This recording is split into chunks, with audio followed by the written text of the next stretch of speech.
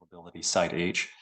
The red lines that are in exhibit 3 that you just cited, I think that is responsive to what's in HCD letter on page 2 called program H2. Do I have that right as far as what applies to what? Yes, you do. Okay. That's really the only clarification. great. Thank you. Commissioner Woodward, any questions? Not at this time. Okay. I have a few questions, but I think I'll wait until after the public comments. Okay. Absolutely. Okay, great. Okay, so at this point, we will turn it over to the public. So anybody who wishes to speak on the agenda, please, you have 3 minutes. You're welcome to come up and to state your name, and we'll time you for 3 minutes. Anybody in the public that wishes to speak? Okay, go ahead. Hello, everyone. I'm John Larson. I've been paying taxes here since 1975. President of the Mateo Drive Homeowners Association, and also the co-managing member of the Committee for Tiburon, which represents over 160 people, 60 households between Trestle Glen and the end of Paradise Drive. And we're the ones that are quite concerned about the Site H development. And I'm not sure how much of our materials made it to this fine group tonight. The emails that we sent somehow missed all of the schematics. I believe a picture is worth 1,000 words many times. And I don't know if anyone here has seen the materials we submitted. Basically, what we did was we have our own hydrologist who's lived there for 27 years. Up above the property there, PhD, highly qualified, and he's been working with us as well. And our legal team put together a document along with the Tiburon code. I believe it's code 9. It was in our documentation that says you cannot build structures within 100 feet of an ephemeral stream. And the property owners document that I think the commission and everybody has relied on to date shows 2 ephemeral dry streams there. And in fact, in reality, there are 5 there. There are 5 culverts underneath Paradise Drive that drain through this property into San Francisco Bay. And if you draw a map 100 feet off of the streams, there's only 5% of the 10 acres is buildable. So we have some pictures here. I don't know if it'd be appropriate for people to look now. Yeah, absolutely. You can. But I've shown to you right now. Show us, and you can leave a copy to staff Yes, as well. just really quickly, let me Sure. pass it here. These are the ephemeral. Thank you. streams. 2 of those are dry now. 2 of those are going. Okay, and I have here. Yeah, 6, 8. There we go. And this is the 3rd one that shows, I'm just going to hold it up for everybody. Sure. You're going to have to be at the mic Yeah. and you Yeah. could, We have 1 more minute here, so. Quickly, I'll hold up the 3rd one here that's in the documentation that we've submitted. But it very clearly shows that from the 5 culverts and the drainage, it shows it's marked off all the areas that are within 100 feet of the ephemeral streams. And I say 2 are running right now. And those are real streams, even though very low. And then there's 3 large ones. And so our concern is that there are also some slope considerations near Paradise Drive. But if you consider this, this was provided by our legal team. It's so obvious. We buried you, unfortunately, in thousands of pages of written material. But the picture shows here, backed by our expert, there's only 5% buildable space on the 10 acres. And I'd certainly be welcome. Jeff Chanin, I believe, is going to Zoom. Is he on the? Okay, Oh, I'm sorry. thank you so much. Thank you. Um, Wait 1 second.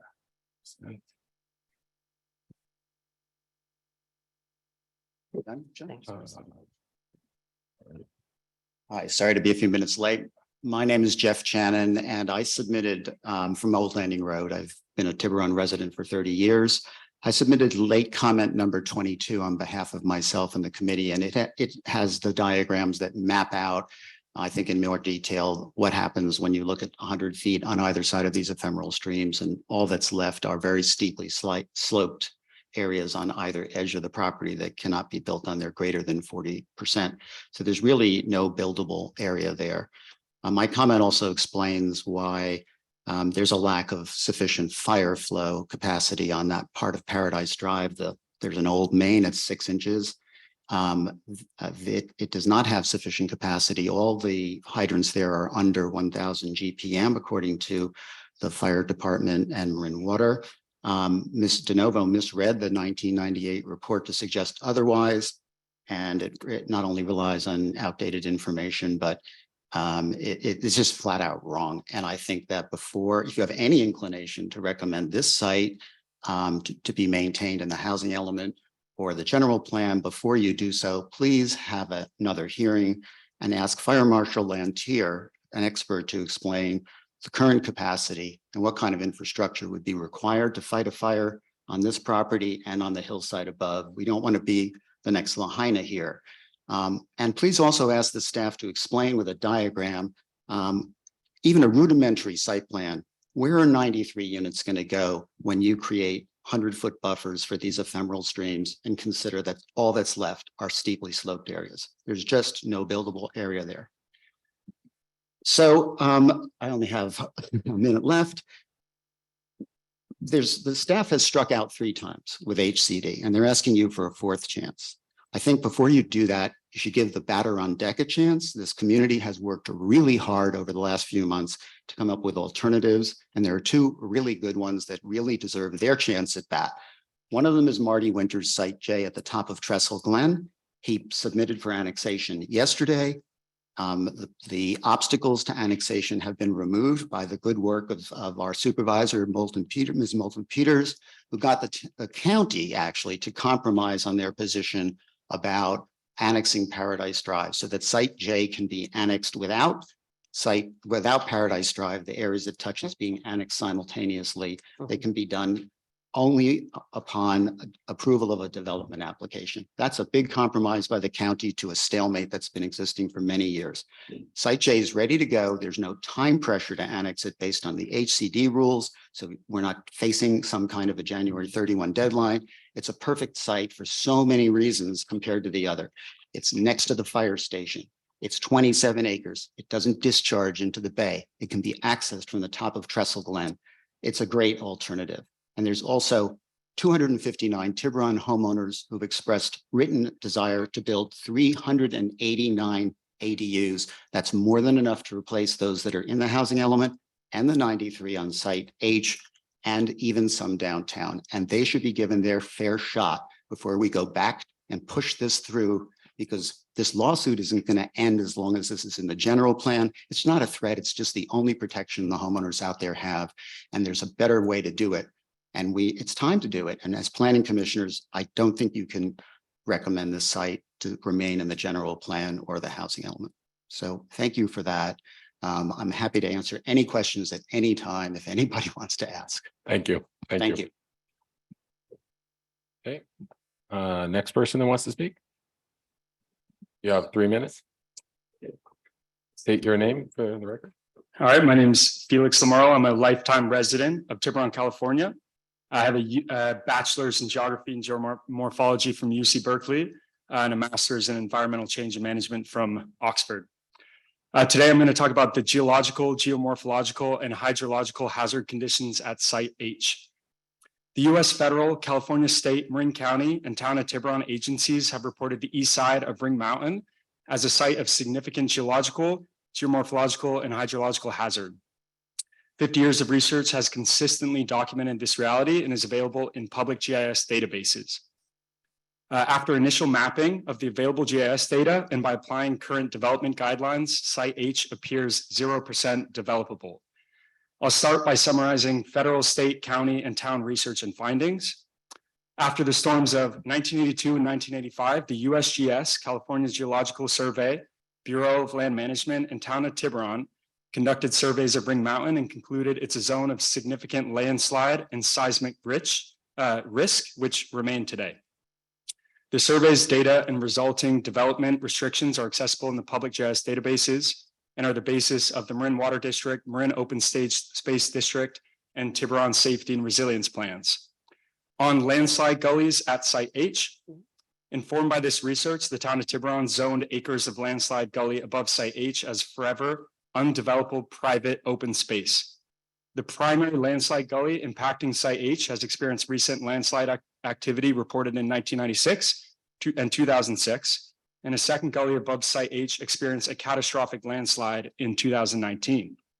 The debris from this gully has been carried down the slope and comprises much of the surface of Site H. Site H also exhibits all 6 USGS conditions for being high risk for future landslides, which are landslide debris, base of slope, drainage hollows, fill slope, steep cut slope, and field septic. On the hydrology of Site H, there are Order 3 and Order 1 dendritic ephemeral stream networks that drain most of the east side of Ring Mountain and form a dense gully network on Site H. These streams flow every year, flood their banks approximately 1 in 5, and flood the west side of Paradise Drive almost every year, despite 5 large diameter culverts under the road. Powerful perennial springs flow almost every year and have flooded Paradise Drive and Site H most years. Site H becomes a marsh wetland in most years, and in terms of development, 100-foot setbacks apply. On the geology of Site H, the USGS, CGS, and Town of Tiburon note that approximately 50% of Site H consists of landslide debris and alluvium, and both are highly susceptible to earthquake-triggered landslides and liquefaction. Upper Ring Mountain is also serpentine, and there appears to be serpentine boulders and alluvium on Site H, which are the natural habitats of the Tiburon Mariposa lily. So in summary, these conditions show that after initial mapping of the GIS data and by applying current codes, Site H appears 0% developable. Thank you. Thank you. Sir, would you mind stating your name again for the record? I'm sorry, I missed it. Yeah, Felix Lemerle. Thank you. Okay, anybody, any other people? By the way, all the emails that was sent and letters, we have all received it, so we've read it. Thank you. Thank you very much for having me here. My name is Matthew Lemerle. I've lived 27 years above Site H. I also am a trained geographer, geomorphologist, and hydrologist. I have both master's degrees in that and an MBA from Stanford. I'm a 43-year fellow of the Royal Geographical Society and a 30-year member of the Institute of British Geographers. I'm also a special advisor in the past to the federal government, the state of California, the San Francisco Bay Area, and I worked on Mission Bay. I've also worked with ABAG and FEMA. I want to say, I once applied to be on the Planning Commission and I was turned down. But I really appreciate how much work you do. And I also appreciate how much work the staff does. Once upon a time, Alice and I were setting strategy for Bank America. And one of the most senior executives said to me, we are not judged by the mistakes we make because we all make errors. We are judged by the way we solve and face up to the errors we make. And a very big error was just made in the town of Tiburon. But I understand how it happened. And that no one really is the fault. We suffered a loss of institutional memory about this side of Ring Mountain and this site. I had lunch today with Jerry Reason. I rode with him for 10 years, and Jerry said Scott Anderson was an angel. But he was there for 30 years and he had deep knowledge. And now we have a new team. And no one would expect that new team to understand 50 years of public surveyed tracked information that Felix just shared. So it's an error. This site doesn't qualify as buildable. It should not be in our housing element. And it's a little bit embarrassing because the state of California already knows it's undevelopable because they're the ones that did the surveys with the federal authorities. So that's sort of where we are. You know, how do we fix it? Well, the great news is this is an easy problem to fix. I think it works as simply as this. First, we ask that you seriously consider Marty's site, which he has volunteered and wants to develop. It's larger, it's better, it has more access, it's across from the fire department. It wouldn't be hard to run public transportation up Trestlegan, have it turn around, and everyone on this new site could access the schools, could access the shopping in public transportation, which they cannot do at Site H. Though Site H is 0% developed. Please try to wrap up. Yep, and my final point is that it will solve you the embarrassment of the state of California pointing out that you put something in that was 0% developable. Eventually, you will rezone Site H as private open space forever, because that's what it is. Thank you. Thank you very much. Anybody else who would like to speak? Public? Thank you. Hi, good evening. Good My evening. name's Scott Miller. I've lived in Tiburon for over 20 years off of Paradise Drive. Been in here several times. But one emergent issue that or observation that came up about the springs on the property.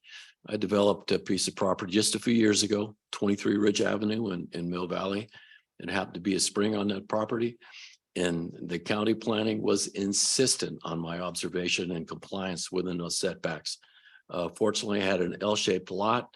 The spring was on an adjacent piece of property, but I had to modify my building plan and setbacks and piping and leach fields and everything to accommodate that spring, even though it was I pointed out it was dry for several years. I couldn't even find any water there. I was digging in the, between the trees trying to find water, and it was dry, but it was marked on the lot survey that showed it was a spring, and I had to comply with it. So that's an emergent issue that's concerning to me. And number two, I'm seeing these compliance with these housing issues.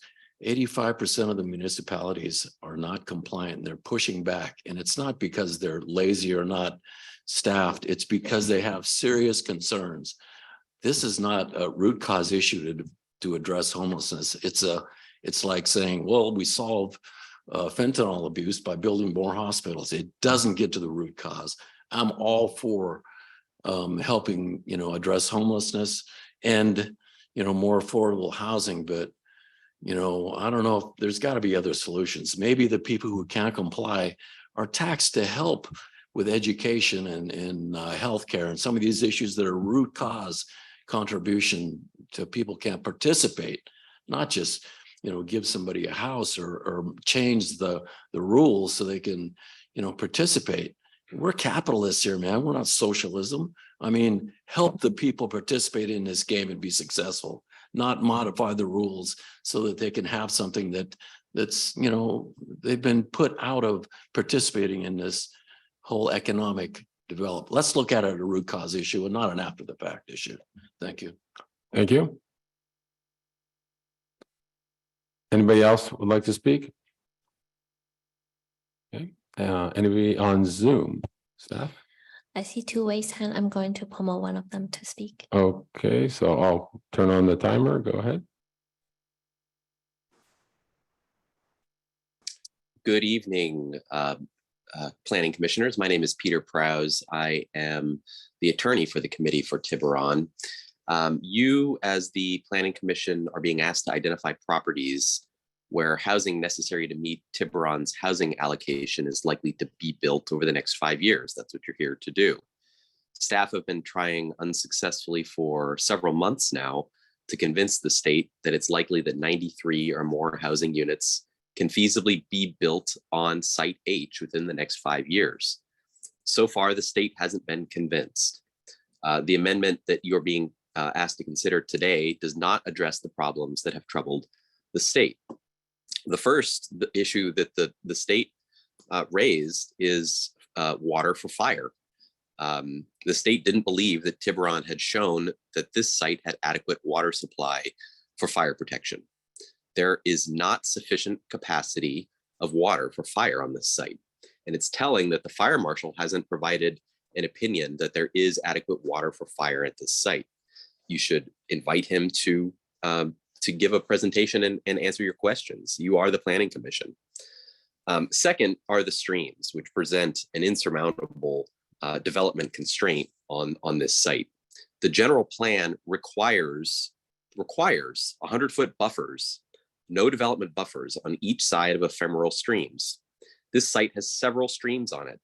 The owner's consultant identified 2 running right across the entire length of the property.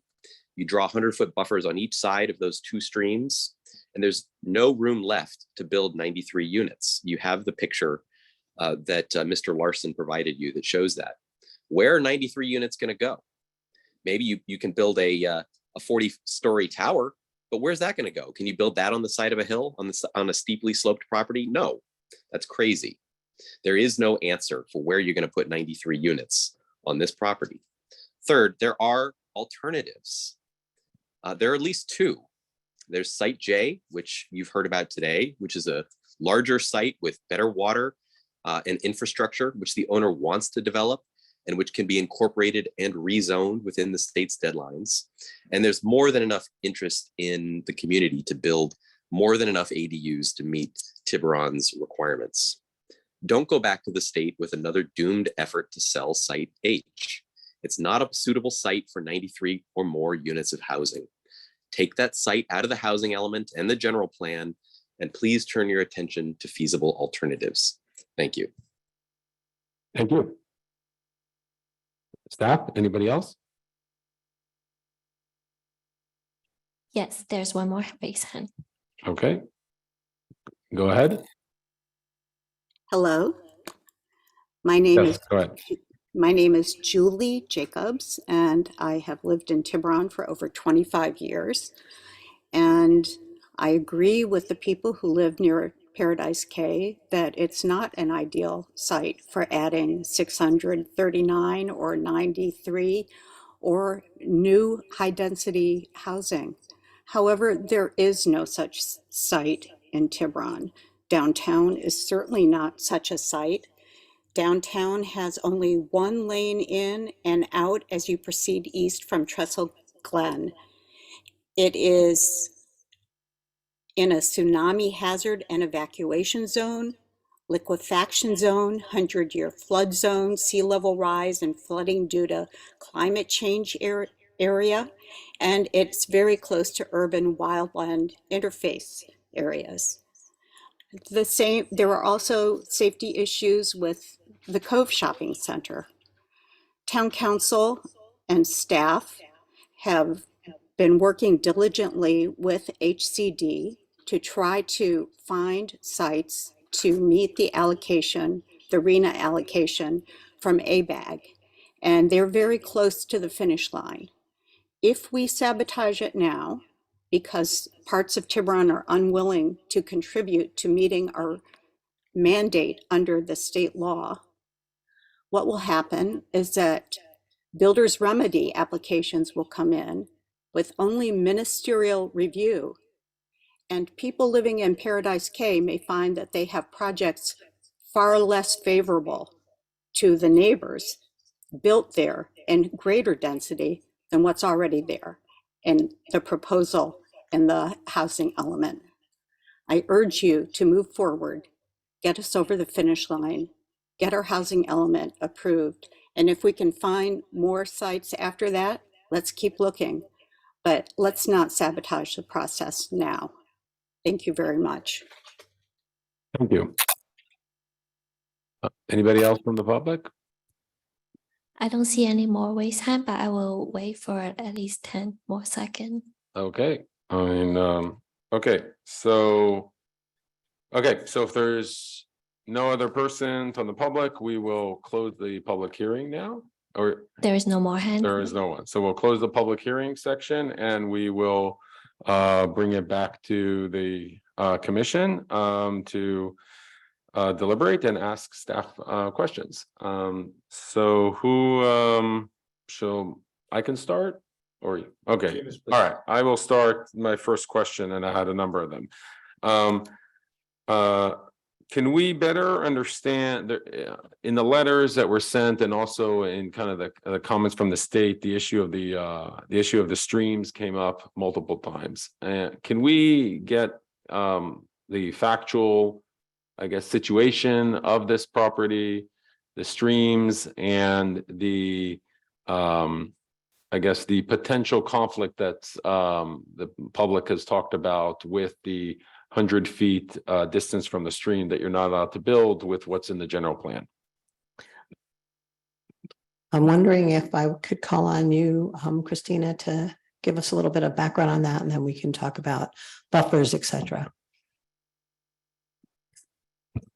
My name is Christina Irwin with De Novo Planning Group. We prepared the environmental impact report for the project.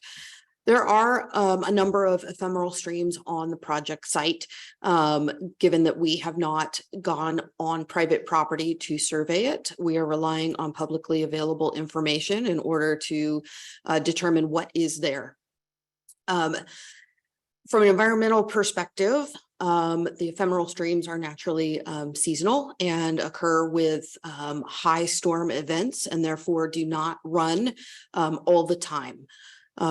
We have taken care to look at the publicly available data in ways that we have accessed. We have documented general plan policy, as well as state and federal requirements for staying away from streams. And most importantly, is the general plan policy requiring setbacks from those resources. So Dina, do you want to talk about that? So there is a requirement in our general plan. If you have a site that is more than 5 acres, you need to have a setback of 100 feet from an ephemeral stream. So there will be that requirement as part of any development on a site that has an ephemeral stream. I mean, that's right, but what does that mean about site H here with what was just said? so the way we've looked at it is we don't have a development plan in front of us. We believe that will be part of the development process to look at those streams, to look at how and where these units may be placed. We don't believe that this is not a developable site.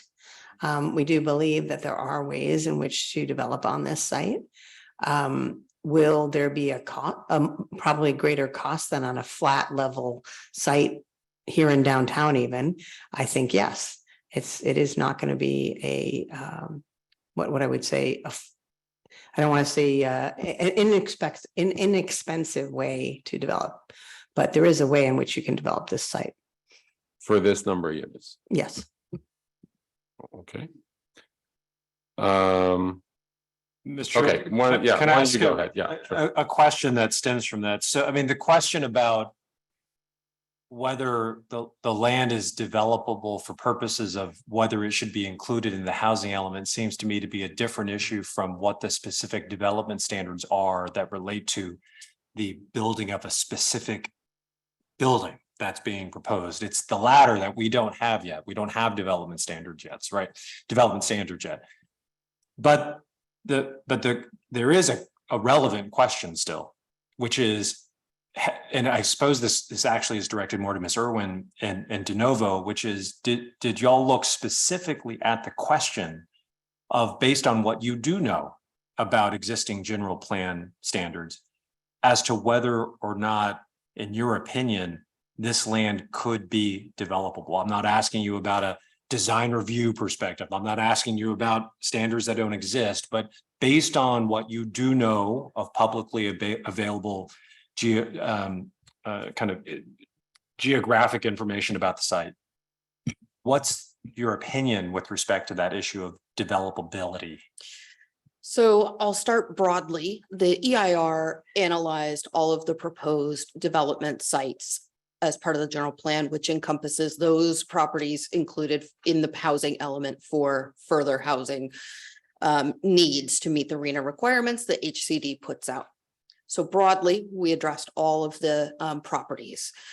Secondly, the requirements of CEQA have us look at what effect would a project have on the environment? So if something were to go in there, what would be the effects on the environment around it? Therefore, we looked at things like runoff and traffic considerations, infrastructure availability, those types of things that would place a demand on things outside, essentially, if you think about it like that. And that's what the law requires us to do for an environmental analysis. As part of this process, De Novo was asked to get more into detail about Site H. We prepared a memorandum that looked at a handful of topics, including ephemeral streams. And we reviewed that information. We are not in the business of determining whether or not units fit on a site, but we are cognizant that there are potential challenges, real challenges to developing on a site. Many of those challenges can be overcome with civil engineering. I am not a civil engineer, nor am I qualified to act as one. But many hurdles can be overcome with engineering. And as Dina said, it would probably not be inexpensive. So there's a number of things that have been cited in the record. For example, the site is covered by some landslide activity that has slid right down onto it. And that is factual information. But again, we did not go out and do a land survey of Site H. It is private property at this point. And so we looked at what the constraints might be of developing on that site. And Chair, Mr. Chair and members of the commission, if I could add to that briefly and bring it back to the point that you raised, Commissioner Sy, at the beginning of this discussion, the letter from HCD that's in your packet as Exhibit 2, and it's dated July 28th, states the factors that HCD looks at. So the town has to show that there's development capacity for this site to develop during the planning period, the 8-year planning period. And HCD had asked for some additional information related to this issue and a couple of others, one of them being the ephemeral streams. We had an opportunity to meet with our HCD reviewer, but prior to submitting these changes that you're in your packet tonight, they indicated that they were satisfied that if the town was able to make these changes, that we've met the housing element law requirements and that the element would substantially comply with the state law. That's helpful. Thank you for that. One last question on that piece from Ms. Irwin, Mr. Chair, if you don't mind. Sure. At any point during the preparation of your supplemental memorandum, have you made specific requests of the homeowner or of the property owner to go on site to do any of that examination? I know you mentioned a couple of times that none of that occurred, but was the question ever asked? De Novo has a contract with the town of Tiburon, and we work exclusively through the town for that communication. De Novo has not asked directly to access the site at all. Thank you. Dina, do you know? I've been on the site, but I did not request access for the environmental consultant. Okay. Okay, so I guess that's that. I have a few other topics, but maybe Commissioner Woodward, why don't you go ahead? Yeah, a couple of questions. Can you guys clarify for us what happens if the site is accepted, the plan is approved, and then later we find out that the site is not actually buildable? What are the requirements at that point? Sure. So Commissioner Woodward, I'd be happy to start off on that one. So as we've discussed in the past, there's a no net loss law that indicates that if sites that are included in your inventory don't develop at the capacity identified in the housing element, that the jurisdiction has to take an action to either show that there's sufficient capacity with the buffer that you have in the housing element, That's the units above your arena number that we're providing capacity for. And if you don't have an adequate buffer, then you're required to rezone sites. And the timing of that rezoning is dependent upon the action that's being taken. So say, for example, a development application came in for a site that's identified in your housing element for a certain number of units at a certain affordability level.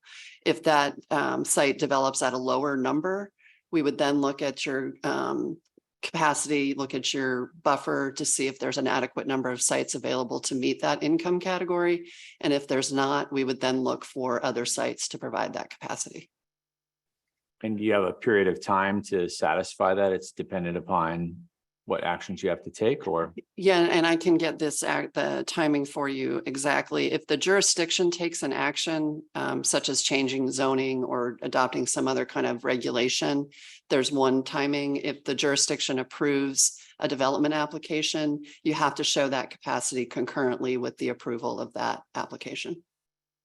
Thank you. And I guess a follow-up to that, if the general plan approves site H, can the planning commission / town council at a later date amend the general plan to include site J, for example, instead of site H? Or that only can be an addition or the likes, or ADUs, which is another question I'll get shortly, just to understand kind of how the process works. Or once site H has been approved, it's approved. You can substitute sites that are in your housing element by going through the same process to amend the plan. We would have to go back through the HCD process to get their concurrence with that change, but you're not stuck if that's what you're asking. Okay. All right, Commissioner Woodward, you had another question, didn't you? Yeah, on the ADU questions, are related to the ADUs, which we've seen a lot of conversation of, especially in the letters in particular. What is the state's position in terms of, are they more favorable toward those, less favorable? I saw some different terminology depending upon which side of the fence the letter was coming on, but was just curious if there's a perspective on that. Yes, good evening. I'm Christine O'Rourke. So the guidance from the state on ADUs is that you need to look at your past production. And I believe it's 3 or 4 years. And that's exactly what we did in the housing element. So you look at your past production, and then you can increase the production typically by no more than 50% by having a really robust suite of actions that you're going to take to encourage and facilitate ADU development. And those can be things like, making the reducing setbacks or increasing the size of the units or the height of the units, streamlining the application process, doing workshops, and all of these we've actually have included.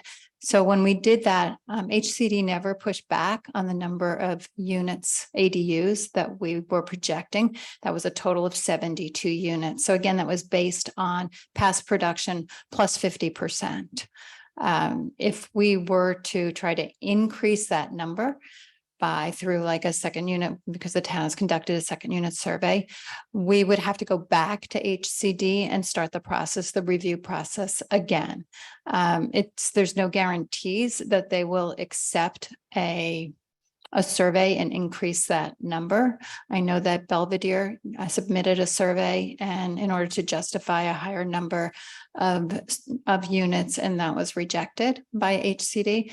And so there's just no way of knowing for sure, but we would have to go back and resubmit to HCD, and they would take another 60 days to review the housing element and our methodology.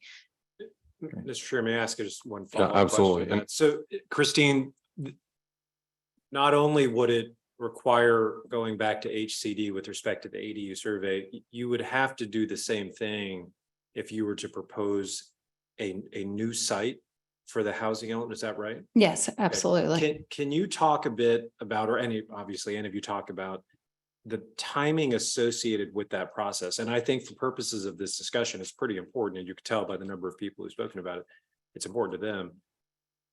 What would that timing look like? and I don't mean just you speculating, I think it might be this, but in terms of what we're obligated to do under law in terms of having this plan completed. Right, so we would first need direction from the council if we got direction at the next meeting. The question would be whether they would want us to just make changes to the housing element and then submit it, or bring the housing element back for review and then approval for submission, which has been the case in the past. We haven't just resubmitted to HCD. So that process alone could take a month or even 2 months before we resubmitted. Once we have a draft, we need to post it on the website for 7 days, and then we would submit it to HCD and they would have 60 days to review it. At that point, it's usually at the end of the 60 days, they ask staff and consultants to meet with them. And we kind of go over any additional questions they have, and we may make more changes. If we have to make additional changes, which has happened, we've had 3 iterations of this so far. It kicks off the same thing again, another 60-day review. So it can be lengthy. Understood. It sounds lengthy. I'm curious, and part of my question was also directed towards what we know is kind of the immovable object in this discussion, which is that, subject to correction, especially from our town council, that the town has until January 31, 2024 to have a code or a compliant plan in place. Is that right? Yeah, if I may, Commissioner Say, so the statutory deadline to adopt the housing element was January 31, 2023. There was then the so-called grace period of May 31, 2023 to have your element certified by HCD. If your element is certified by HCD within that time frame, you have 3 years to adopt any rezonings that are identified in your housing element in order to provide capacity to meet your RENA number. So that's one bucket. We did not achieve that certification by May 31, 2023. So we have 1 year from the statutory deadline, that is until January 31, 2024, to adopt any rezonings that are identified in the housing element programs to provide the capacity to meet your RENA. You've done all of them except for Site H. Those zoning changes went through and were approved by the town council and effective, I believe, at the end of July. If you do not have your zoning in place by January 31, 2024, HCD will not certify your housing element if it hasn't already been certified until those rezonings identified in the element are completed. If your element has been certified and the rezonings are not complete, HCD can decertify your housing element and can also submit it to the Attorney General. Fines can be imposed. There's a variety of penalties that come along with that. The other thing that was mentioned previously is the builder's remedy, which, as you know, the town made the findings to say that the element is in substantial compliance with housing element law. However, HCD has not indicated that they agree with that determination. What the certification by HCD, which is actually a misnomer, it's a determination that your element is in substantial compliance with housing element law, does for you is it gives you a rebuttable presumption that that's true, and that presumption can be tested, in the courts. So we're still in that builder's remedy window? Well, But in a way, because we submitted, we're somewhat protected. Is that? We have an argument that the town adopted a substantially compliant housing element. Right. And that can be tested in court. Yes. And thus far, we've had no actions under the builder's remedy taken. Is that accurate to date? Not that I'm aware of, but That's the case. We do not have any applications.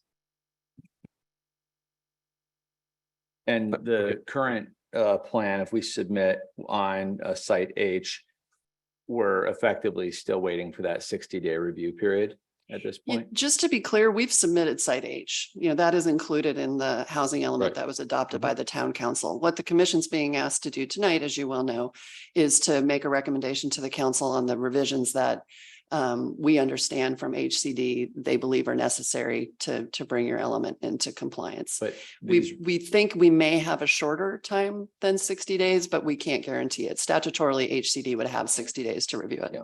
Yeah, I think the context that's important, if I have this right, is it's not an issue of whether we've submitted. I mean, that's literally why this letter from HCD is important, is because we have submitted, there has been engagement with them. The issue right now is whether or not we can get HCD to provide us that certification that relates to Site H. And that's some of the feedback they've given us in terms of changes they'd like to see. Is that fair? I'm sorry, I didn't understand the last part of your question. So the various changes they've articulated in their letter that is dated July 28th Mhm. represent those things in terms of changes that they'd like to see made, amendments, et cetera. Is that right? Correct. In addition to the other revisions that are shown in the red line changes you have in your packet tonight. Fair. And it's these changes that they're asking for in a form that, of course, we provide to them that is, as of this moment, holding up the certification that we need from HCD for purposes of that kind of process you described a few moments ago. Correct. I have One last follow-up on this point, because builder's remedy came up. So as it stands right now, for lack of a better description, we're kind of in a zone right now where a builder's remedy exists because we are past the initial statutory deadline, and we do not have a certification from HCD. Subject, I think, to the point you made, which is there has been this kind of determination by the town that we are in substantial compliance. Yeah, that's correct. Can you summarize again? And I know you've done it before, so I apologize. I'm asking you to do it again. I'm not as smart as you guys. What is builder's remedy other than what it seems to me, has always seemed to me to be, which is basically this kind of streamlined process by which a builder could say, in this kind of somewhat no man's land time period, can come in and essentially apply to build something that would then be free of what otherwise would be applicable zoning and building standards. Is that?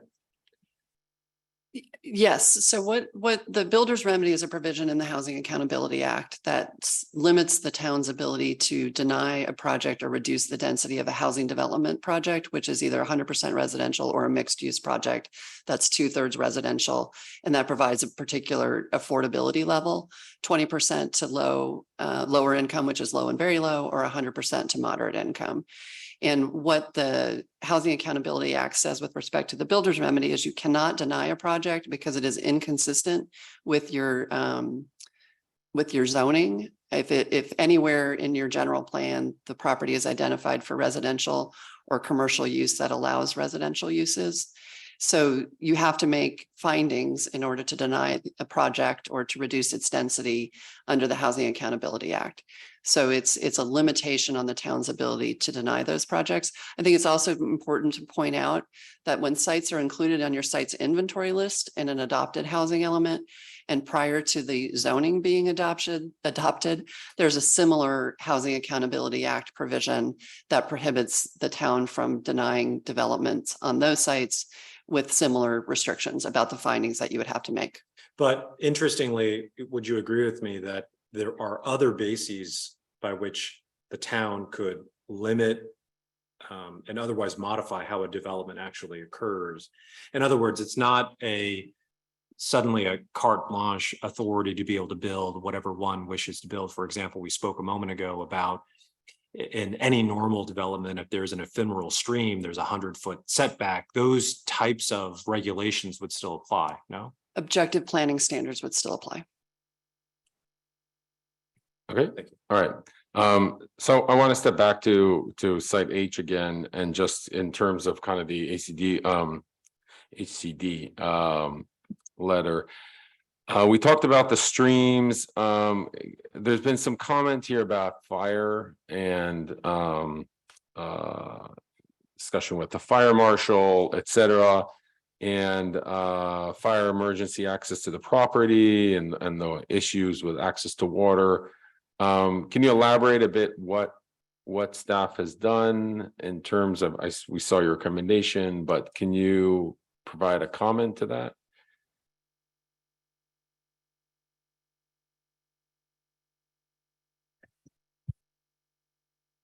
So in the EIR and in our supplemental memo for site H, there is no indication that you can go into building on site H without other checks in place.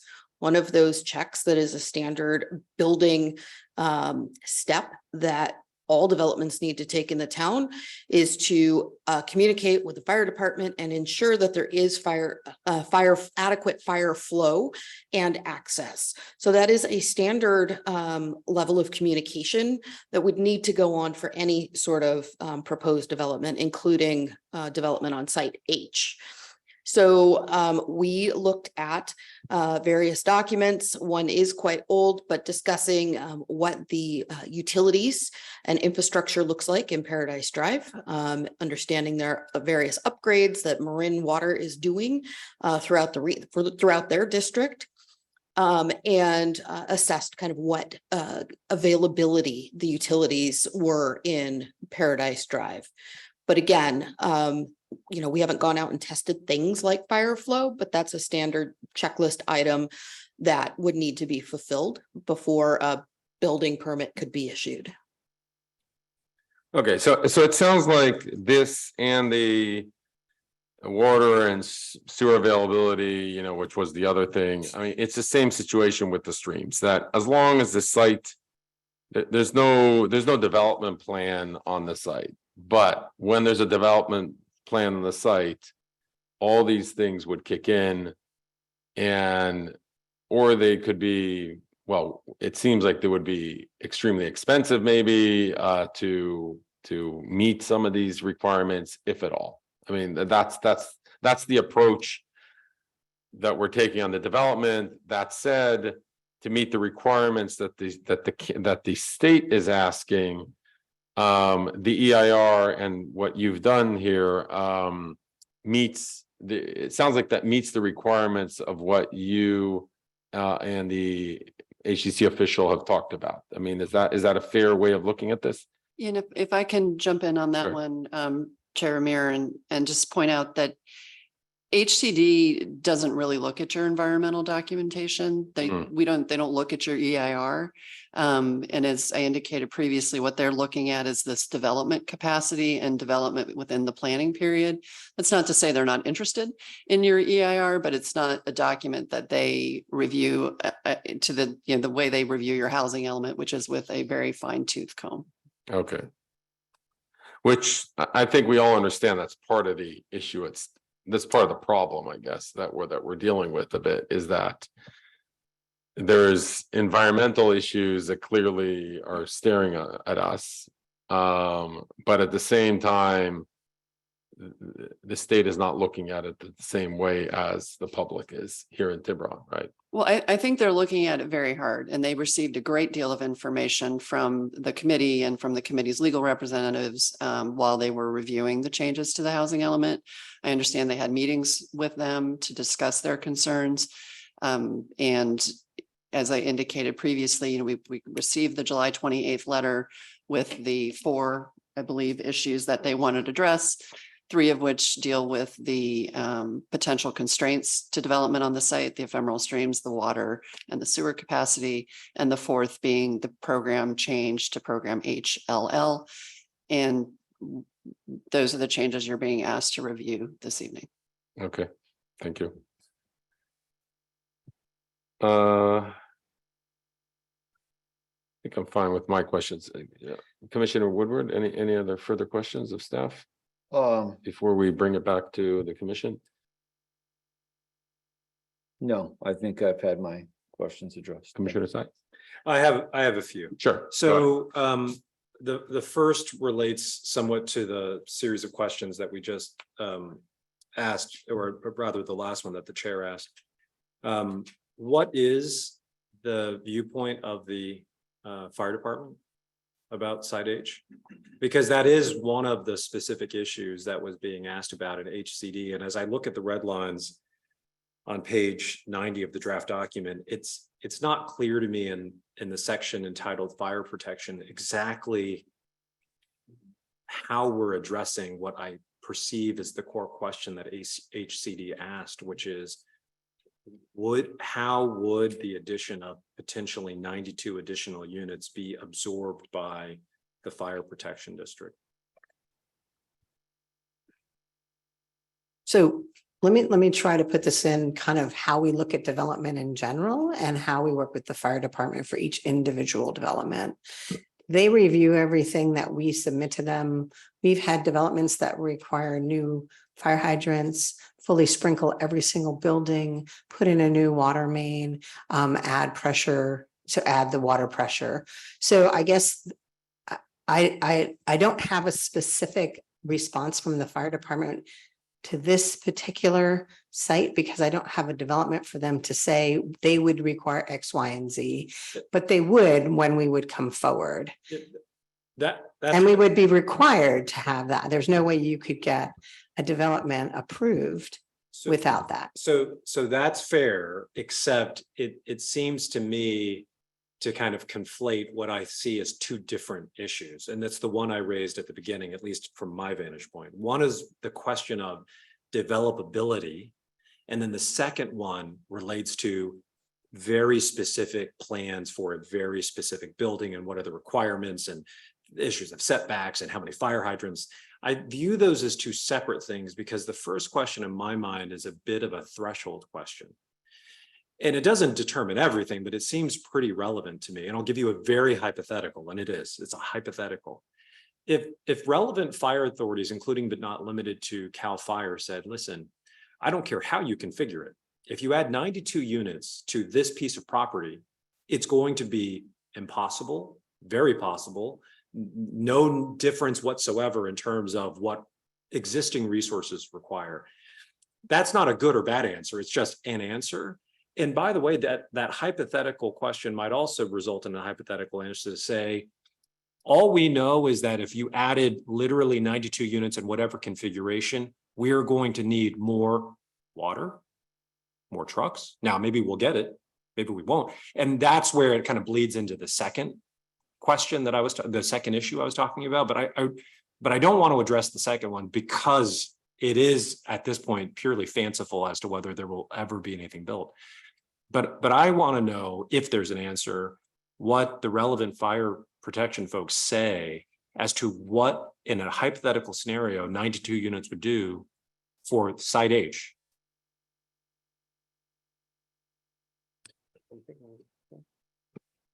So I think, we're struggling a little bit with answering that question because they are tied to development, the actual development as to what the fire department would require.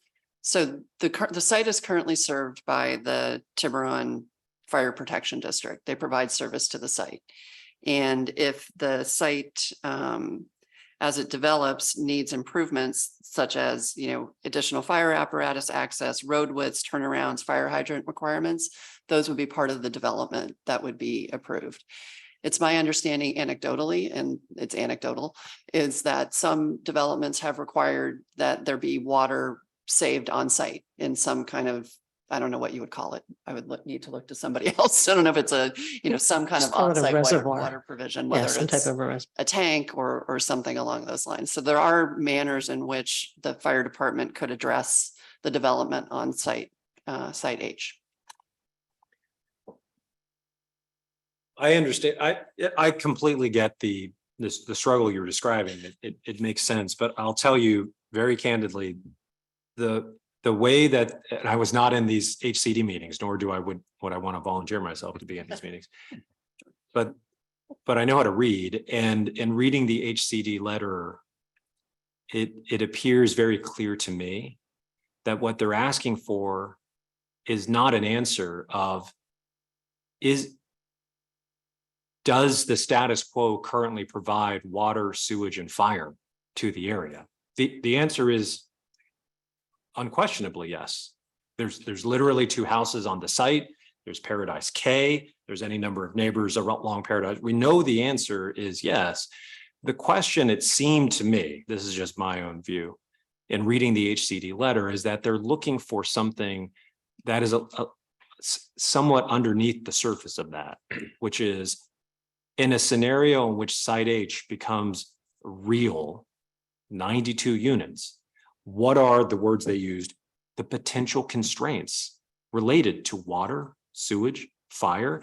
And that to me is that hypothetical question I was posing, not the question of tie it specifically to a very specific development, because I don't think, in my view, we're going to be answering the question. That's kind of a concern I have with some of the red lines, by the way, that we're not really answering the question. And my very deep concern is that we're simply setting it up for more back and forth. That's not going to resolve it. I am not trying to do your job, town attorney. You do it much better than me, but that is a concern I have about that. And if I may, Commissioner Side, just another point that was raised earlier, we shared these revisions with HCD reviewer after we received their July 28th letter. We were informed that they felt satisfied that these revisions address the concerns in their July 28th letter. Okay. That's helpful information. As to my question, though, is it fair to say then that we don't have a viewpoint from the Fire Protection District on the issue of what a 92, 93 unit development would result in for purposes of their resources and their abilities to service a development? It's by the way, it's not a right or wrong answer. It's okay if the answer is no. So I think, so no, we don't have a specific letter from them saying, if you did 92 units here, these are the things we would need to do. Because they need to see the development and understand, how do you get in and out of it? What kind of turnarounds might you need? What kind of additional fire pressure? Do we need 1 or 2 fire engines? How are fire engines going to get in and out? Are you going to have a turnaround on the site? What are you going to do? And so, we do this with all developments that we come to. We could think about that for the downtown sites as well. How are they going to get serviced?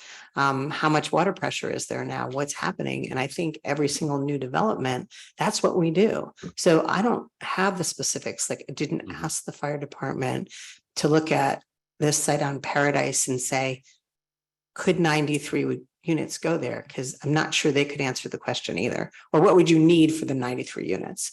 I don't know that they could answer the question until they understand what kind of development it is. Is it small tiny homes? Is it something that steps up the hill? Is it townhouses? I don't know. So therefore, I can't answer that very specifically, Commissioner Sai. Understood. Can I ask you about Site J? A couple of the neighbors mentioned Site J. We didn't hear from the owner of Site J, so I'm not sure how to evaluate something like that. But have you guys spoken with the property owner? So yes, I have spoken to the property owner. I did express to the property owner that in order for us to go forward, he would need to submit a pre-zoning application to the town. I do not have a pre-application. I understand that he went to LAFCO. LAFCO has contacted me. And the process is that first we must pre-zone before they go forward with their annexation by law. That's what we have to do. And that's not what we see. I did express to him what he would need to submit. I did talk to the county many times about that site and as to why it was never included in a housing element. So I have similar concerns with respect to slope and with respect to developability on that site. Yes, it's 27 acres. I'm not sure, there's nothing on that site. There's never been anything that's developed on that site. And so I haven't evaluated it fully, but I do have concerns. That being said, I told him to submit and we would entertain it, but that it would not really be something I would consider today for the RHNA, simply because the process, as you probably know, for annexation is 1 or 2 years. So Site J would require annexation first. It would require pre-zoning and then we would go to LAFCO for the annexation. Yeah, the state wouldn't consider it. Yeah. So, and I suppose the answer to my next question is going to be a no, which is, does your department have any feedback from the community as to if site J was included in the housing element, what the community's feedback would be, or has been, I guess. So I guess I could put it this way. I don't know what the adjacent community, so remember, this is a different community than looking a little further down on Paradise. I don't know what that particular neighborhood would feel about that development. You know, it's the Trestle Glen, it's Hacienda, it's the church area. There's adjacent communities on both sides of Paradise. So, you know, I have no idea. We haven't gone out to them to talk about it, possible development there. So I'm sure, you know, as with all development, you have people who may not be excited about the change. But it's not that we haven't, until, well, what's today? Today's Wednesday. On Monday is when the property owner came and actually spoke to me. Okay, thank you.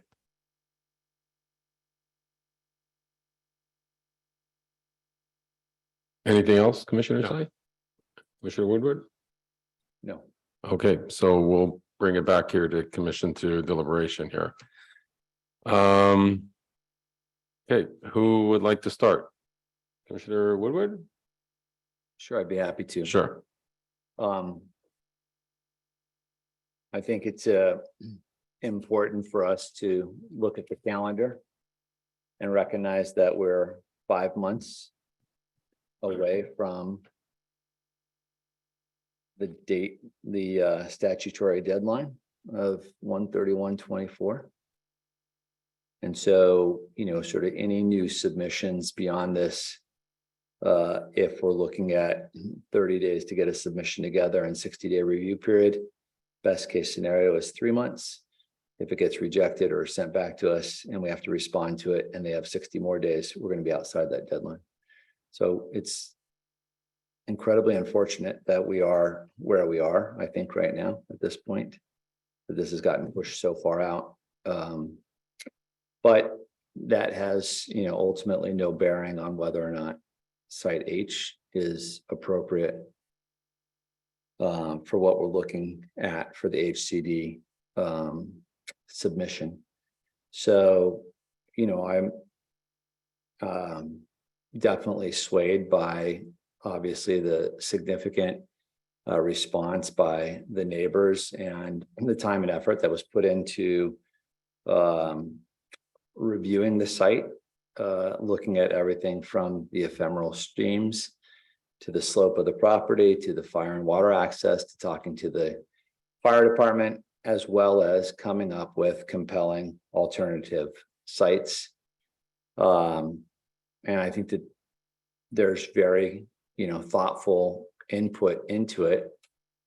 I'm not sure that after listening to all of the input from staff, that there's anything in my mind that actually eliminates the site from a procedural perspective.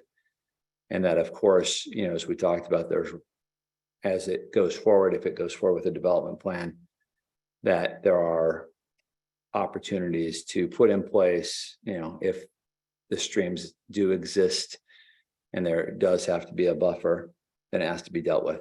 But, you know, I'd love to get more input from my fellow commissioners.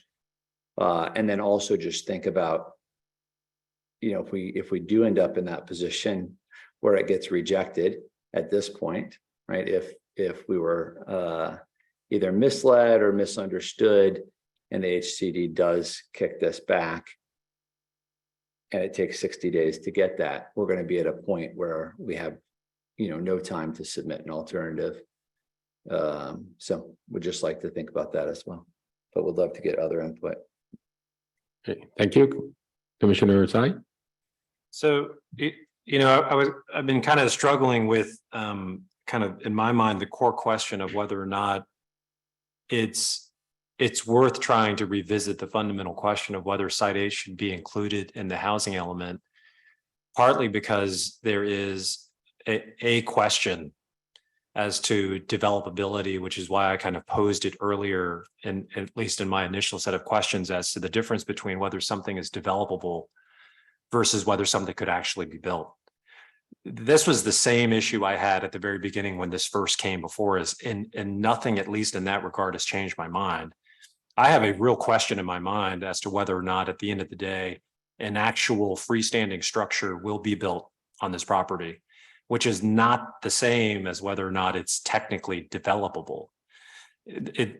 We've got a report from our expert indicating that it is developable. So it's hard for me to say it on that basis cannot be included. We don't have despite we appreciate the comments from members of the public, we don't have before us something contrary that says that we can rely on, that says this is not possible to do. So that's one kind of issue that I have. The second consideration, which is why it's a bit of a conflict for me, is the fact that, like with a lot of these issues that come before the Planning Commission, to me, we're not the Roman Colosseum, but it is significant to me when there is a lot of public participation on an issue, because there are many where we do not have public participation. So it's meaningful to me, not just in the number of people, but in what they're saying and the manner in which there is clearly a decided viewpoint about this. The last question I asked about Site J, I kind of knew what the answer was going to be, but I asked about that question of what we think, or what we've already heard, if anything, from the public with respect to Site J. Because I'm guessing when I say this, but I suspect I'm probably right that were Site J to be replaced instead of Site H, we would be having the same conversation, but using a different letter, J instead of H. And we would be having the same comments. That's not a criticism of the public. I like it.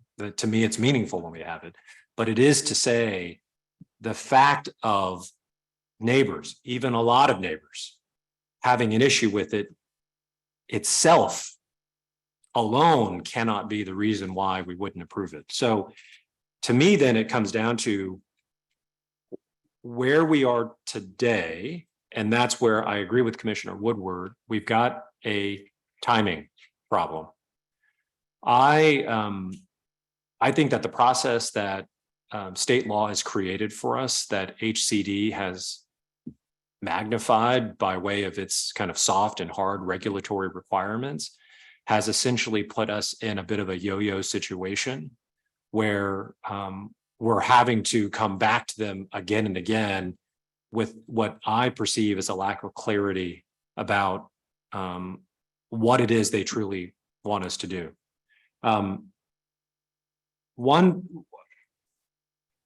Two more things. First of which is, as to the specific red lines, which is ultimately, I know what staff has asked us to consider, I think that there needs to be more.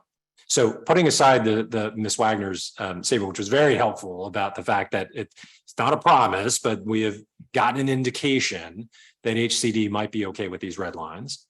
I frankly think we need something more in those red lines, because I think that if HCD is going to say to us that that there's more information they need, if they're going to say to us, as they did, I'm reading it from the letter, emphasizing the importance of public participation, that's on page 3, something I agree with. I think we need to note in our red lines that we recommend to the town council about exactly what the community viewpoint has been. And frankly, I think HCD needs to see it. I think they need to see that there has been, with respect to what the town has done, significant efforts by the town to get public input. And I think they also need to see that there is not an insubstantial amount of the public that has voiced concern about it. And the reason why I think we should put that is number one, because of transparency, but number two, because as much as I think that our red lines are a persuasive document that we're sending to the state and to HCD, it also has to be, in my mind, rooted in transparency about just how difficult this is for every town and municipality in the state to satisfy what are very stringent requirements that are being imposed on them. So I'm not making a formal motion because we're still in a discussion stage, but I will note for the chair and Commissioner Woodward, there should be, I think, some consideration that we put tonight into adding something into the red lines. It would go right under by way of red lines, the section called owner interest, and I'll make a comment about that piece in a second. That's called community engagement, community feedback, and the recommendation that I would make for the commission to consider is directing staff to come up with a paragraph that indicates the amount of community engagement there has been, precisely because I not only want to have HCD see the work that this town has done, but I also want HCD to see what the public's view has been. And that's because, as I said before, as much as it's persuasive, it needs to be a truthful, transparent document. And frankly, HCD is the one that pointed out the importance of public participation. And I think that if they thought it important enough to indicate that in the first full paragraph on page 3, I think we need to give deference to that by, in fact, showing them that. The second thing that I'll note, and then I'll go back to that issue of owner interest, I said. The second thing that I'll note is that we should, at least for tonight, truly think about what we're trying to do, the mechanically trying to do for purposes of directing something to the town council. The town and council, in my opinion, has given us mixed messages a bit on what it is they want us to do. So I cannot state, nor would I try to, exactly what it is the council is asking us to do per se on this, putting aside the mechanical question of what's before us. But I do think that we should put forward or give consideration to a recommendation we give to the council that if they want to move forward with getting this thing approved within that kind of grace period time that Ms. Wagner mentioned to us, then it is clear that moving forward with Site H is the answer.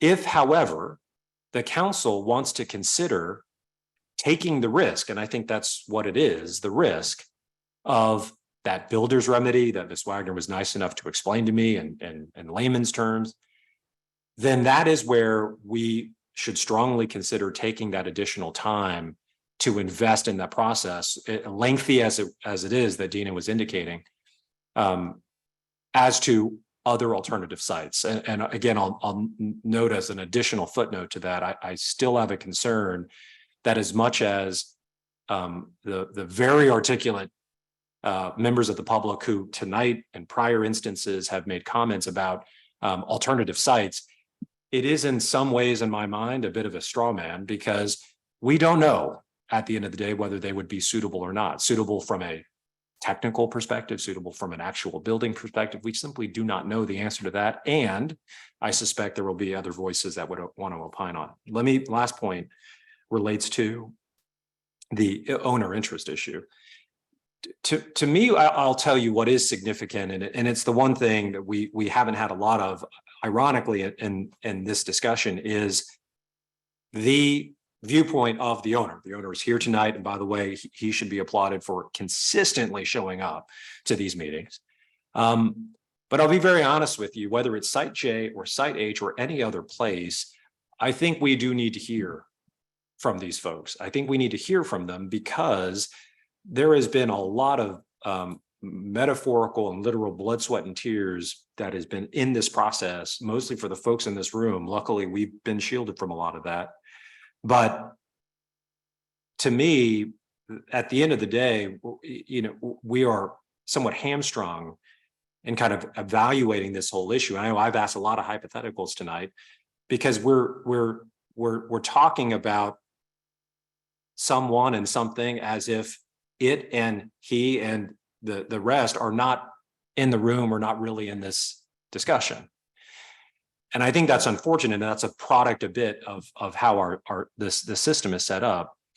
But I will tell you, it's that kind of thing I was thinking about that led me to that kind of recommendation I'm putting on the table right now, that we have a section that talks about the community engagement issue, because it's fine for us to talk about owner interest, but I don't think we can do it under the circumstances without also talking about the amount of community feedback that there has been. Mr. Chair, I apologize for the amount of time I've taken, but thank you. Thank you. So first of all, I want to thank staff and consultants and people have been involved obviously across this process for a very long time.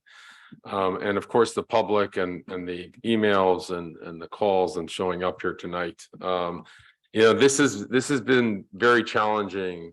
This is now session 3 or 4 just on site H that's come up back and forth.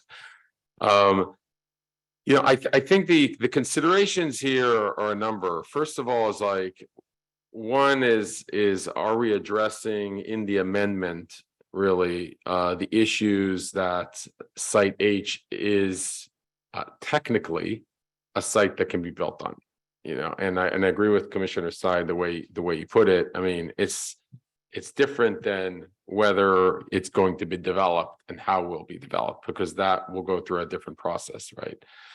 And the second is there some alternative to site H, right? Because alternative 3, which is just saying we're not going to do this and we're going to fight the state, or we're going to say we're not going to agree to the general plan because we can't find another site.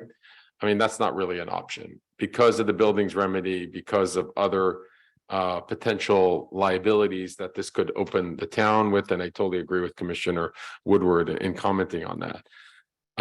So first of all, on the alternative sites, I mean, unfortunately, site J, regardless whether, as Commissioner Sy said, there might be neighbors' objections or not, is it suitable or not? Unfortunately, it's just not relevant at the moment. The town has not annexed it. We can't really consider it, and the state would absolutely shut it down because it's not something that right now can be buildable on, and that is a process that takes time. So I think that's unfortunate, but I'm absolutely open in considering site J as a potential amendment maybe in the future, so something that we should consider, or the town council should consider as maybe something as an alternative to site H possibly. But that is future state, and we don't even know whether the process is going to get completed or not. With regards to ADUs, unfortunately, we've been down this road. I think that we all agree that would have probably been the best solution here. ADUs would have required the number of units that are needed. You have neighbors' interests. You have people filling out surveys, say, yes, I'm interested. But we have this limitation that the consultants have said that we can only use 50% more than what we used in the previous period, which really limits that we can't really use 390 ADUs. So we're back to where else could we use, where could we expand and you get those units? It's mainly downtown, right? And unfortunately, we've been down that path. I actually supported the downtown option way back in May. I thought that we should increase density there rather than using site H. For various reasons. I mean, town council decided against it, and respect that. And I think whether we like it or not, that issue is closed because that's no longer really an option. Now, with regards to site H and some of the amendments provided here, I do agree with Commissioner Sy that not all the red lines are perfect in terms of addressing the full issues. But it really comes down to the technical feasibility of whether you can build something on this site, and whether, regardless how much it's going to cost, regardless whether it makes sense logically or not, is technically, can something be built on this site? And that is what's in front of us as a commission in looking at this general plan. It's not really the development part, where that is where there are serious obstacles that we all see here, that it's possible that this plot may never get developed in 92 units. Maybe it will be a lot different. Maybe it'll be prohibitively expensive. Who knows? And I think that the amendments and the fact that the staff has had discussions with the state already on these amendments does give me some encouragement that we are basically almost there, and we don't need to expand a lot more in terms of the red lines in order to get there. Now, with regards to Commissioner Tsai's suggestion, I would support that. I would just want to get clarification. Is this something that we would need to reconvene again? If we would like to say the staff to work on a community engagement, meaning would this slow down the process or what? If the commission's recommendation tonight is that the town council should consider adding information to the housing element to indicate the community feedback that you're talking about, I believe we could make that modification and suggest language to the council. If I may, I just want to also bring your attention to the fact that there is a section currently in the housing element that talks about community input and feedback. It's section 1.6. It starts on page 6 of the draft that you have in your packet. And one opportunity, if you wanted to consider it, would be to add information at the end of that section 1.6 about the community engagement related to Site H. Or as Commissioner Tsai suggested, putting it in the Site H discussion. Mr. Chair, may I ask a question Yes, about sure, that? So absolutely. that section, Ms. Wagner, I didn't catch the citation that you had to it. Was that community engagement part that you cited specific to Site H? No, so what I'm suggesting is we could update it to include that information. So it ends, the last dates that we talked about were the comments that we received from HCD on April 17, 2023. Yeah. So that section could be updated to, in addition, include the comments we received from HCD on July 28th and the feedback from the community related to Site H. I do think it's important for the commission to understand. It's my understanding that HCD received substantial information from the community about Site H, and particularly the committee that's spoken tonight. Massive amounts of information were provided. Right, but this is more for the record, right? Once it's in, it's for the record. What we don't know what's gone behind the scenes. So Understood. I just wanted to point out that section if you wanted to consider including information. So this is section 1.6. I'm just looking. Okay. Yeah, I'll note that to me, as currently drafted, that section H of the housing element is just a bit, it's a little cattywampus just because it has this reference to owner interest, but it just seems to be kind of missing a piece that talks about the community engagement piece. So to the extent that the commission is amenable to this and we can discuss it further, I think it would more appropriately be based here in the section specifically on section H. And Mr. Chair, in response to your question, I'm not the parliamentarian here, but I've got an opinion about it. And it seems to me there are any number of options, almost limitless number of options that we have by way of making a recommendation to the town council. Well, I think we should consider doing is directing staff tonight to specifically draft language as to specific things. It could be making red line corrections. It could be to create a new section on community engagement, and then direct that this matter be put back on the agenda for the next noticed meeting. There is absolutely no reason, subject to correction from the parliamentarian, from the town attorney, as to why we could not do that. I think it would delay things. I think it would delay. Yeah, I think.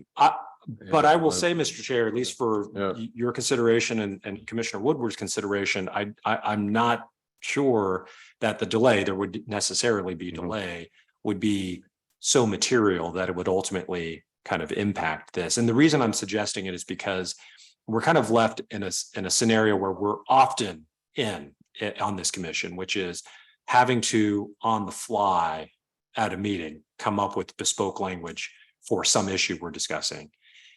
I think staff is entitled, should be entitled to the time to think through some of the things that the commission is directing it to do.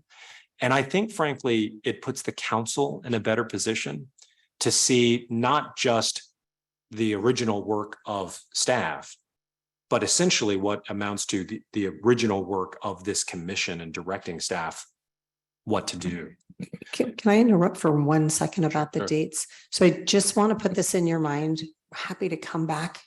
The 13th of September for your regularly scheduled, we don't have a quorum. So my suggestion is that maybe if possible, we'd look at this coming week. The next week, like Monday or Tuesday. I know Wednesday we don't have a quorum for that day. Yeah, and Dina, you know me, my answer to that is yes, I think it's a great idea. And I'm firmly convinced that despite very difficult schedules that exist with 5 human beings with kids, et cetera, that it can be done.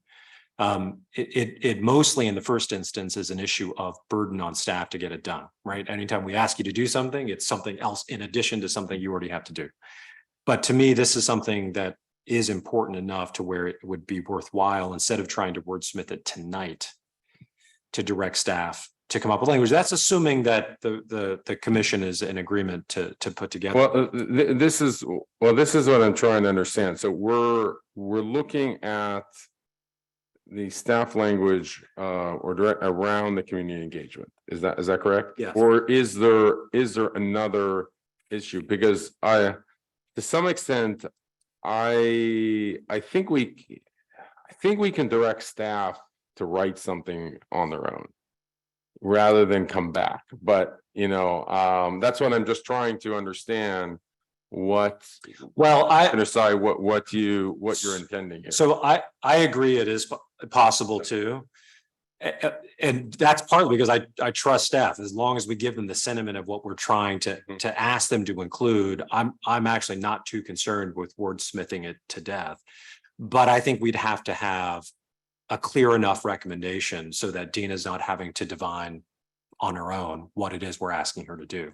And to that point, what I would, assuming that this was something the commission was in favor of doing, would in that vein recommend to Dina and staff to do is put together language consistent with the other red lines related to community engagement that speak about not only the efforts that the town has expended to engage and get public participation specifically on Site H, but also to indicate, generally speaking, what the nature of that public participation has resulted in.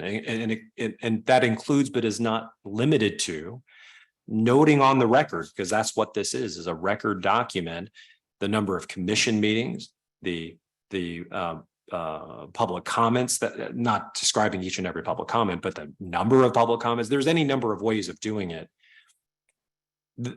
I'm comfortable not wordsmithing that. I was just coming up with the concepts for Dina to do. Some of this is whether Dina would feel more comfortable having the planning commission review whatever language she puts together. I'm flexible either way.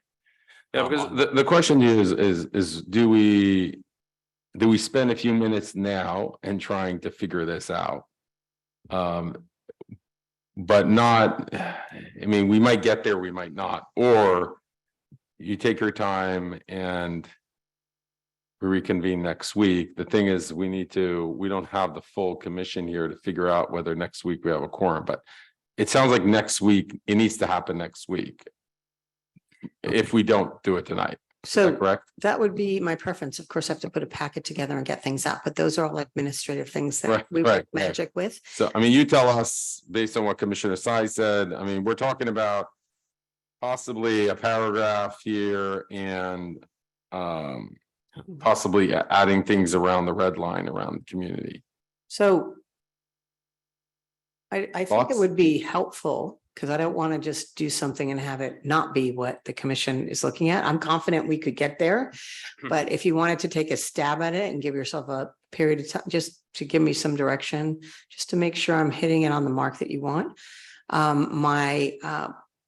We have quite a bit that we've written about community engagement throughout staff reports, et cetera. So shouldn't be too hard to pull things together with respect to when meeting dates were.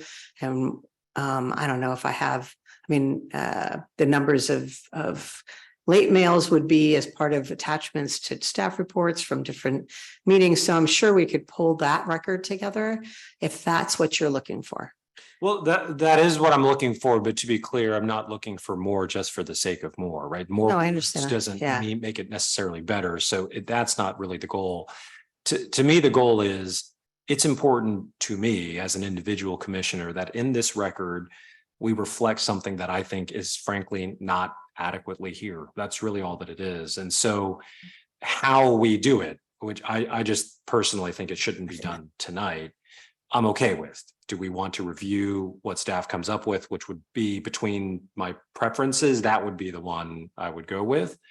Because I actually think, whether she admits it or not, we're putting too much on Dina to try to divine exactly what it is we're looking for. Yeah, around site H. I don't think that's- I think No, that's. and I understand, and I do believe we could put something together. I mean, you're looking for a couple of paragraphs. You're not looking for a new tome.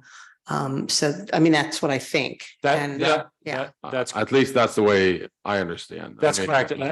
I don't want to create just a And- lot of extra work for staff. And no, nor do I. I also think procedurally, this commission could vote tonight, subject to later adoption of language that staff is going to work on. Can we do that or I no? don't think so, but I'm I gonna don't think ask we can our do that. attorney. Yeah, Can we? I'm trying to understand if you want that language to come back Well, to you, to the I mean, commission. if well, Commissioner Woodward, do you have a certain opinion on this? I'm sorry that I haven't referred to you. Sorry. No, that's okay. I do. I think that staff is adequately prepared to be able to take our comments from what we've said already, maybe some more pointed ones, and prepare something on their own. I think we're out of time in trying to pull together another meeting, a special meeting, because if one of the three of us is not available next week, I could easily see our fellow commissioners not feeling comfortable opining on the language of that, not having been at this particular meeting to have a perspective on it, or potentially not even being available. And we've seen how hard it is to be available. If for whatever reason, we submit this and it gets sent back to us from the state 60 days from now, we have 30 days to respond, and then there's 60 days left and we're at January 31st, 2024. So I think at this point in time, we give Ms. Tassini as much direction as possible and have her prepare it. We can also obviously show up at the town council, having read said document, and add additional comments there if necessary. But I agree that there is one more possibility to change, not by us, but in town council, right? To that wording. So Commissioner Tsai, if you're okay with it, I tend to agree with Commissioner Woodward to try and move forward on this tonight and to provide some guidance to staff on what we want in the community viewpoint, just because there is this issue of maybe finding a quorum. We know that one commissioner's not around for sure next week, so. So I'm thinking also, just off the cuff here, that if the planning commission deemed it, I'm happy to work with Commissioner Tsai to provide him with whatever we draft and have him do his expert wordsmithing, because I always appreciate his little grammatical changes. I'm more than happy so to do that. Can we approve it based on that? I mean, can we approve the amendment? Can we vote to amendment based on adding the community aspect and having staff work with one of the commissioners? Yeah, so what I'm hearing the commission coming to some consensus on is that, if I'm hearing you correctly, is that would be recommending approval of the revised housing element to the town council with additional language added to what is page 90 of your red line to discuss community feedback. You want to ensure that the number of public meetings that have been held, the number of public comments that you've received related to Site H are adequately identified in the housing element itself. And if the commission wanted to, you could ask Commissioner Sy to work with staff in developing that language that then is sent on to the town council for consideration. Yes, and that's possible. Yes. Okay, Commissioner Sy, are you? okay Yeah, with that? I'm okay with that. Okay, I'm okay with that. Commissioner Woodward, are you okay with that? I am okay with it. I do have another question before we get. Sure, to go it. ahead. Go ahead. You previously, when you were talking about alternative sites and kind of at a point of could we make a recommendation?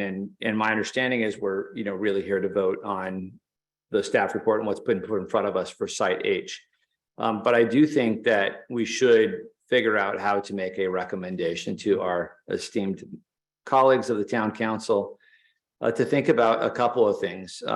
Number one, first and foremost, we do have new information and input from the community specifically around ADUs that is different than what we had when we submitted to the HCD the first time.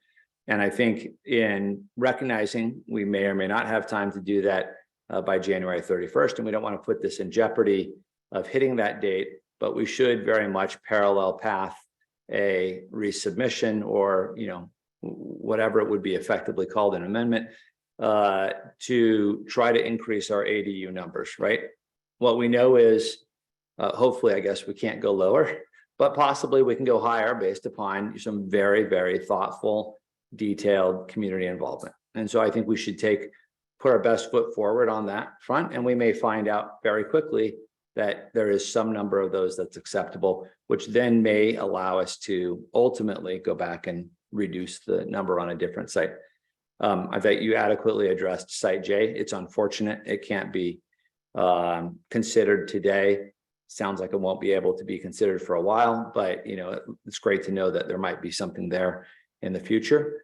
And then I think the last one, which you also addressed, but ultimately we're in this position because town council decided downtown was a less desirable location than Site H. And I don't think that that's where we came out on the planning commission. And there is a new member of the town council, presumably who will be elected very soon, within a week. And so, they should also, as they get a new colleague on that plan, reconsider downtown as well. And again, that can be part of a parallel path to submit something, but I would strongly urge us to put something to suggest that they continue to broaden their thinking. And we recognize that there are challenges with all locations, but we might as well have more rather than less, because if this site ultimately is approved, we get through HCD, and then 6 months or a year later, it's found out that it's not buildable, we're going to be right back where we were. So we should be ready for it. And Mr. Chair, let me say that is, I think, exactly the right idea. I support it. That was part of what I was talking about, that I think that we need to make a recommendation to the council that more full-throatedly makes a recommendation to them about what they should consider doing. What they do with it ultimately is going to be their decision. But if you make a motion, I will second that motion. I think it's the right thing to do. And I think it in terms of the mechanics, subject to our town attorney, but I'm pretty confident that we can do this. It would be a resolution. We would direct staff to draft this resolution. It would make ultimately in this resolution a recommendation for the council to consider alternative sites because of the possibility that HCD ultimately will not certify or otherwise give its blessing. And that the amongst that reconsideration should be downtown, because it ultimately was the council that made this determination that puts us where we are. That's okay. That's what the council is entitled to do. But it doesn't mean, I think, that the commission shouldn't make these kinds of recommendations if it's something that we think they should reconsider. So my only point being, I agree with it. And if you make that motion, I'm going to second it. Okay. All right. So I think we're ready here to kind of put a couple of things to put a motion on the table. So first of all, the motion is to approve the amended resolution as proposed by staff tonight with the addition of a community engagement viewpoint that would be added to section 1.6, right? In the housing general plan, right? Is that correct? And to address, site H, right, which will include essentially the significant efforts that were provided during this process from the public to satisfy the HCD requirements on site H, and staff will work with Commissioner Tsai in finalizing the wording. Is that clear? So the only modification I think would be that the additional language would go in section 3.0 housing sites. Oh, okay. It's section 3, but not section 1.6. And more specifically, I'll direct everyone, that would be after the owner interest section on draft page 90. Okay, so section 3.0 housing site after owners interest. There are two other issues that I wanted to identify, one of which is a question for Ms. Irwin. And then the second one is a additional change to the red lines. So as to the first, I wanted to just get the confirmation from Ms. Irwin that on draft page 89, under the section called biological constraints, that the sentence that says the following is correct. That sentence saying, however, the ephemeral streams do not significantly reduce the site's development potential. I don't recall that specific sentence, although I have your letter in front of me. I just didn't compare it. I don't recall that specific sentence being what you indicated in your report. Do you agree with that sentence? Let me pull it up in context. One moment, please. I think it's up here.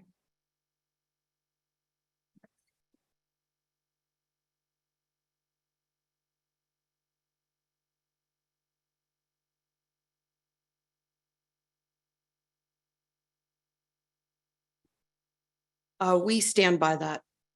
That sentence, okay. And then the other, and so that's okay with me. Okay. The second one is in the section that talks about also on page 89, the section that talks about utilities. Within utilities, there are two draft paragraphs that talk about water specifically. And this, I suppose, is also directed to Ms. Irwin too. I recall, I can't find it right now, that in the report, there's a reference to the fact that water supply infrastructure may need to be extended. I think I'm quoting that right, although I don't know exactly where in the letter it's located. I think that either that exact sentence or a sentence that reflects what I just read should be included in here. Again, along the lines of what I was saying earlier, I just think a little more transparency is important, because although I find these things to be true, they're kind of technical descriptions of what exists today. But I found important from reading the de novo report, that sentence, that water supply infrastructure may need to be extended. So I didn't pose it as a question. So I guess the first is, do I have that correct, that that's a viewpoint that de novo has with respect to the water issue on site H? So that's correct. And that is noted in the EIR as well, that water infrastructure may need to be extended to sites. Yes. But I didn't miss it. I don't think it's not in section 3.0 as it relates to the section on site H. Do I have that right? Or I think that is something that you can direct staff to add. Okay. Okay. So, Mr. Chair, that's the. Okay, I think we can add that. Okay. Okay, so we're back. So on the resolution, we're clear. On the number 2 would be to add to section 3.0 and site H, the words around water supply may need to be extended. Is that clear? Okay. And then the third is I would say a recommendation to town council. And let me throw this out, maybe possible wording like this. I'm not sure if this is the right wording.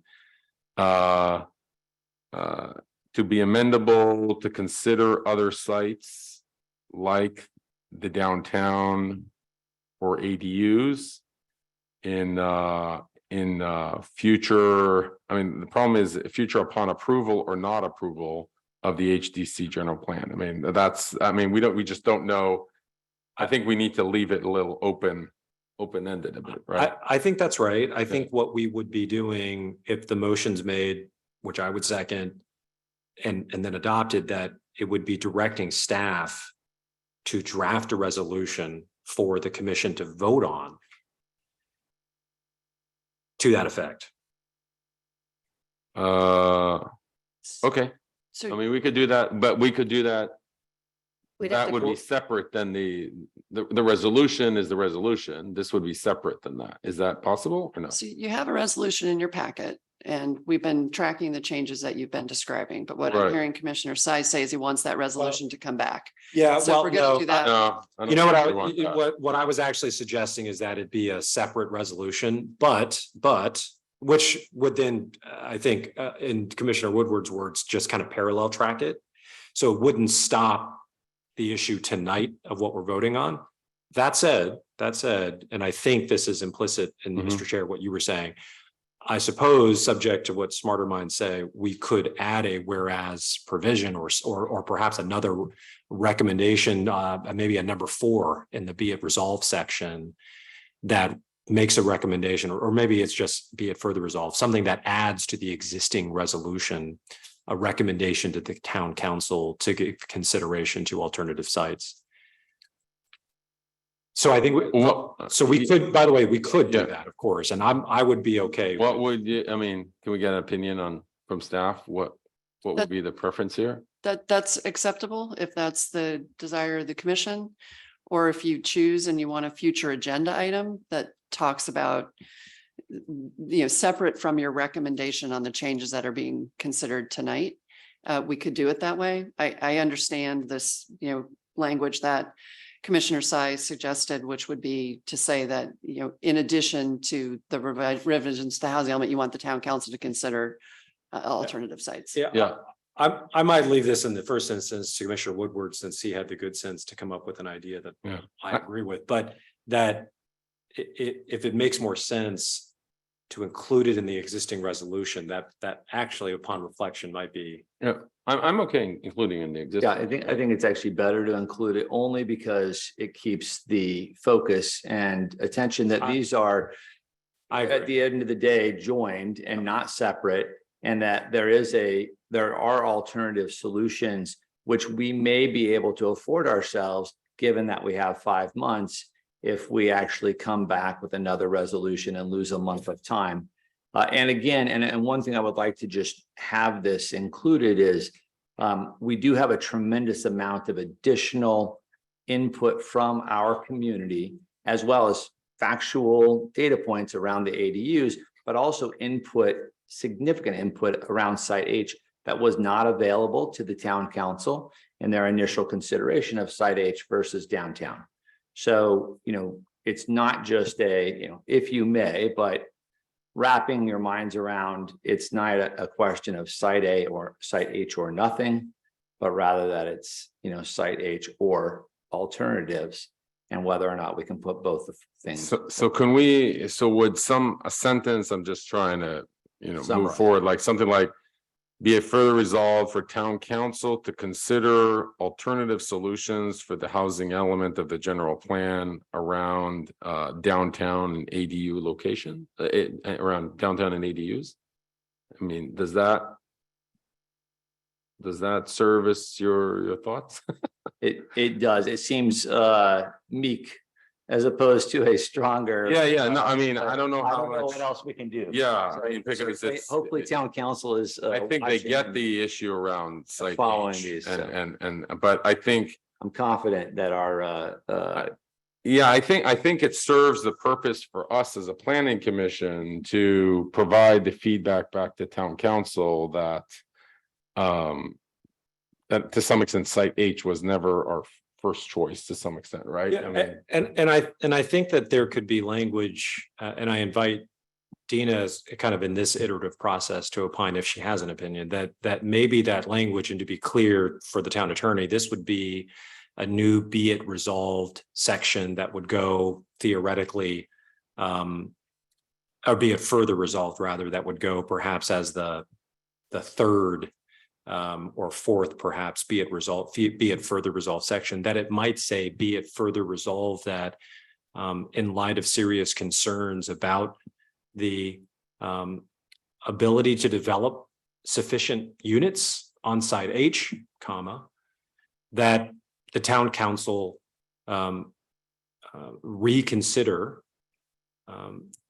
whatever description we have for downtown as a suitable zone for development to satisfy the housing element. And that's where, Dina, there might be some kind of additional tweaking to make that more polished, but to the chair's point, I agree. The reality is there are other considerations at play that the council, as it's entitled to do, decided to change. But I think that the council expects, frankly, the commission to provide it recommendations where it believes there are recommendations to be made. And I think we owe it to the council to do that, and not in a meek way, and as full-throatedly as we can. so maybe be it further resolved that in light of concerns around the development of site H, that we recommend that town's council consider the downtown and ADUs as options to fulfill the requirement of the housing element by the general plan.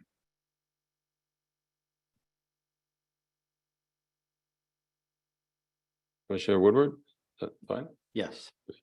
Staff, is that clear? Okay. Okay, so now we can come to a vote here. So we're voting on the resolution.